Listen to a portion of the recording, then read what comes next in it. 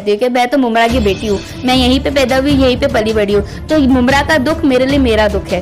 तो मैं अकेले आप किस चीज़ का इंतज़ार कर रहे हो? मेरे ये मुमरा वालों से मेरी दिल की बात ये है कि आप किस चीज़ का इंतज़ार कर रहे हो? मतलब आपके गले तक तलवार आएगी तब तक का इंतज़ार कर रहे हो? अरे आज किसी और के घर की बारी है तो कल आपके भी घर की बात हो सकती है।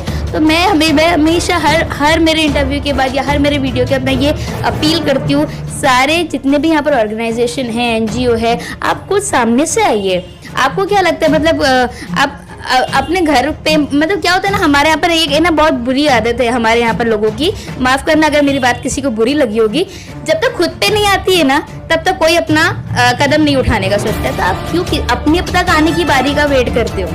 आप अपने तक आने का क्यों वेट कर रहे हो? आप जब देख रहे हो कि इसके तक आ रहा है तो हमारे तक भी आ सकता है।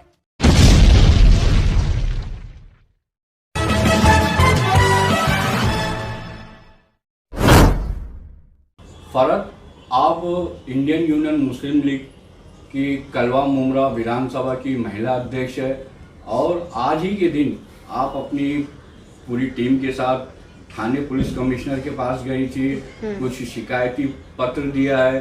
तो मैं जानना चाहूँगा कि मतलब क्या वो शिकायती पत्र में आपने क्या लिखा था, पुलिस कमिश्नर से आप लोगों ने क्या मांग की थी?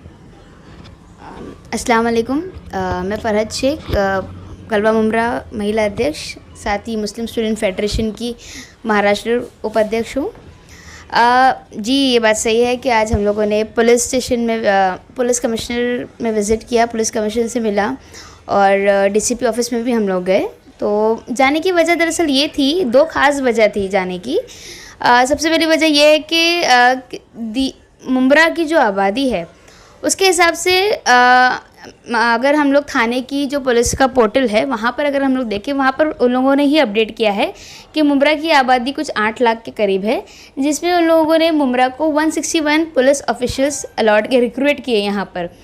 तो जो अगर देखा जाए as compare to the other city of Thane, like अगर अदर एरियाज़ में देखा जाए जैसे राबोडी हो गया, वहाँ पर कुछ 1.5 लाख की संख्या है लोगों की और उनको 174 ऑफिशियल्स जो है वो अलॉट किए हैं।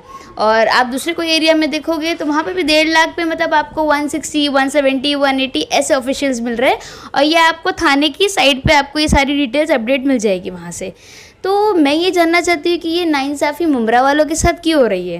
आपका कहने का मतलब है कि जिस तरीके से मुमरा की आबादी है, की जनसंख्या है, हाँ, उसके हिसाब से जो पुलिस का स्टाफ है हाँ, वो काफी कम है, बहुत कम है। और सबसे पहली बात है एक ही पुलिस स्टेशन है। आप अगर रेती बंदर से लो पूरा मुमरा और उसके बाद ये जो है वो खड्डी गांव तक जाता है, खड्डी गांव के बाद आप दीवा भी है। दीवा में मेरा यही बोलने का मतलब है कि जब दीवा तक आप वो पूरा इतना बड़ा एरिया, क्या आपको लगता है कि 8 लाख की आबादी होगी अगर आप दीवा को इंक्लूड करो, हर जगह को इंक्लूड करो? अभी तो खड्डी गांव में भी अच्छी खासी आबादी हो गई है वहाँ पर। तो क्या आपको लगता है कि 10 लाख की आबादी में, 8 से 10 लाख की आबादी में एक पुलिस स्टेशन काफ़ी है? 161 ऑफिशियल्स काफ़ी है और एक ही सीनियर जो इतना बड़ा एरिया देख रहा है, क्या ये काफ़ी है? तो हमारी मांग दरअसल ये थी कि आप जो है वो मुमरा का पुलिस स्टेशन पुलिस यूनिट अलग होना चाहिए और दीवा का यूनिट अलग होना चाहिए और दीवा में एक अलग सीनियर होना चाहिए और यहाँ पर मुमरा में जो है अलग सीनियर होना चाहिए। तो ये एक मांग थी, ये हमारी पहला वहाँ पर बात करने का एक चर्चा का विषय था। दूसरा ये था कि मैंने बहुत बार नोटिस किया है कि हम जब जाते हैं, हम कोई आम इंसान जाता है एक कोई कंप्लेंट दर्ज करवाने, तो उसकी कंप्लेंट एक बार में उसको एंटरटेन नहीं किया जाता, उसको पूरा दिन बिठाया जाता है, 2-2, 3-3 दिन हो जाते हैं, उसकी बातों को सुना नहीं जाता।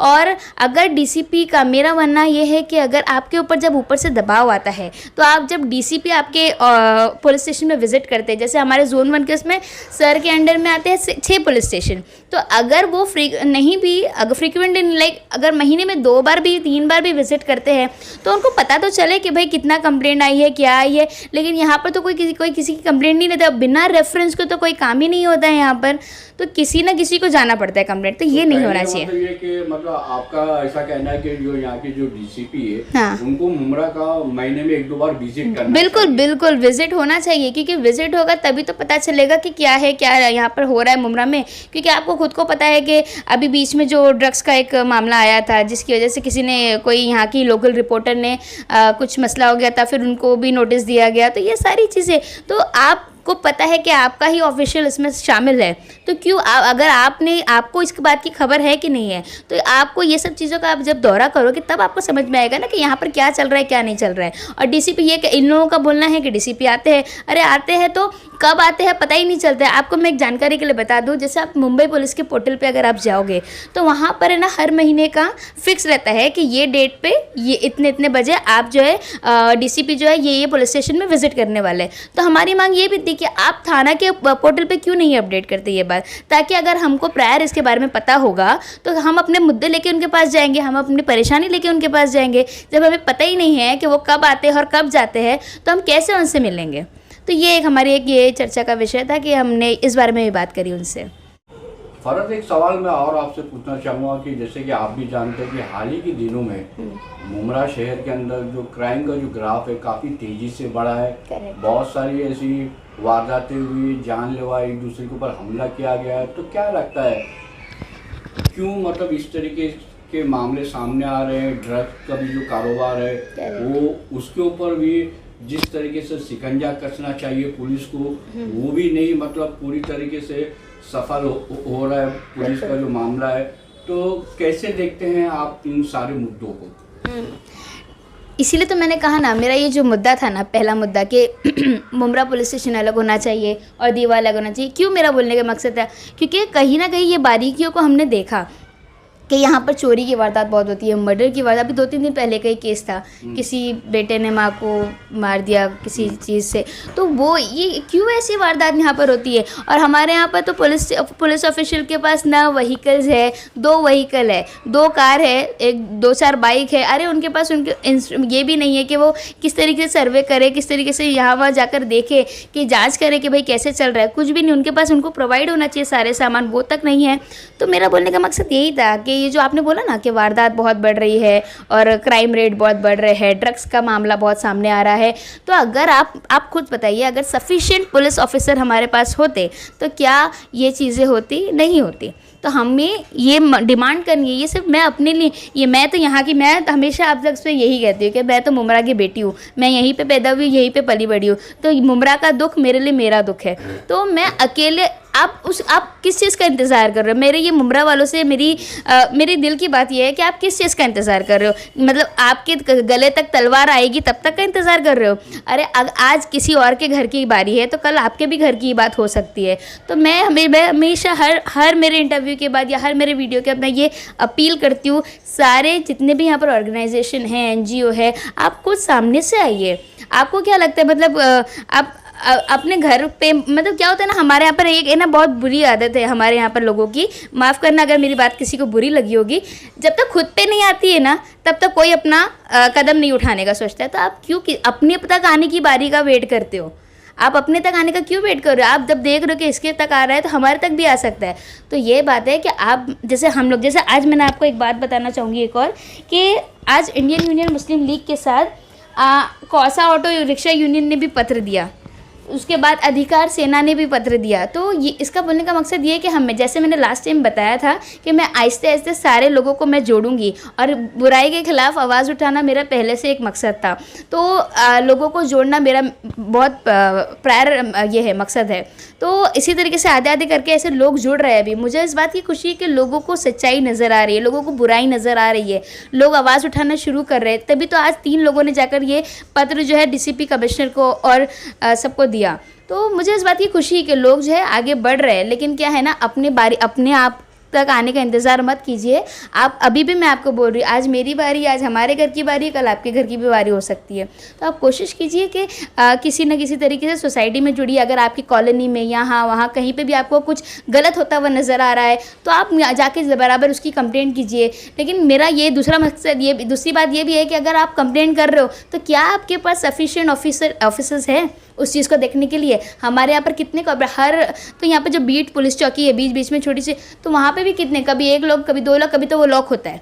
तो ये सब मेरा बोलने का मतलब है कि ये सारी चीज़ें वो प्रॉपरली मेंटेन होना चाहिए। तो ये चीज़ें हम बहुत दिनों से नोटिस कर रहे थे। क्राइम रेट तो आजकल इतना हाई हो गया है मुमरा में, तो ये सारी चीज़ों को लेकर आज हम लोगों ने बात किया।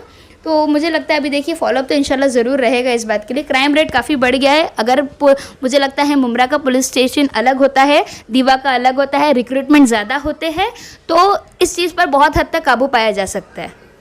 और सबसे आखिर में फ़र्क मैं आपसे जानना चाहूँगा कि जैसे कि आज आप कमिश्नर ऑफिस गए थी, वहाँ आपने मतलब लेटर दिया, डीसीपी कार्यालय में भी लेटर दिया, उनसे मांग की कि मुमरा में जिस तरीके से यहाँ की जो आबादी है उसकी जनसंख्या को देखते हुए जो पुलिस बल है, जो पुलिस बल की संख्या वो काफ़ी कम है, उसे बढ़ाया जाना चाहिए और दीवा के अंदर भी एक पुलिस स्टेशन होना चाहिए, ऐसी आप लोगों ने मांग की। और साथ ही साथ जो पुलिस वालों के पास जो गाड़ियां हैं, जो व्हीकल है, वो भी कम संख्या में, उसके अंदर भी बढ़ोतरी की जानी चाहिए। तो ठीक है, मुमरा के अंदर जिस तरीके से क्राइम के अंदर बढ़ोतरी हुई है, आजकल जो देखने में आया है कि मतलब छीना झपटी की वारदातें हो रही है, छोटी छोटी बात पे एक दूसरे पे जानलेवा हमला हो रहा है। अभी पिछले दिनों एक बेटे ने अपनी माँ को कुछ पैसों के लिए मतलब उसका मर्डर कर दिया था। ऐसा लगता है शहर के अंदर मतलब जो असामाजिक तत्व है उनके दिलों से पुलिस का खौफ एकदम खत्म होके रह गया है।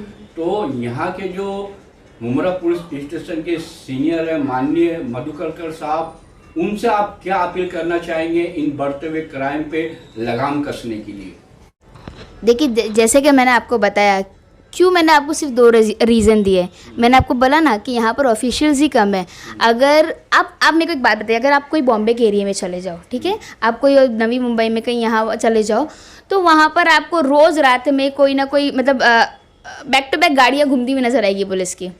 आप नॉर्मली भी ऐसे चले जाओ तो आपको कहीं ना कहीं पुलिस वगैरह मिलेगी हर जगह। क्यों? क्योंकि वहाँ पर जो है हर छोटे एरिया में पुलिस खड़ी रहती है। वहाँ पर लोगों में डर रहता है। देखिए पुलिस जो है ना, मैं एक बात बताती हूँ, मैंने ना हमेशा से सीखा है ये बात कि पुलिस जो है ना वो आपकी सेवा के लिए होती है, आपको डराने धमकाने के लिए नहीं होती है। आपकी सेवा के लिए वो लोग होते हैं। और मैंने मेरे बड़ों से मैंने ये भी सीखा है कि पुलिस स्टेशन में कभी दरवाजे नहीं होते।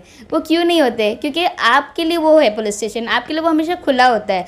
आपने अगर कभी नोटिस किया होगा तो पुलिस स्टेशन में दरवाजे नहीं होते, आप कभी भी जा सकते हो, क्योंकि वो आपका खुद का ऐसा एरिया है जहाँ पर आपकी बात सुनी जाएगी।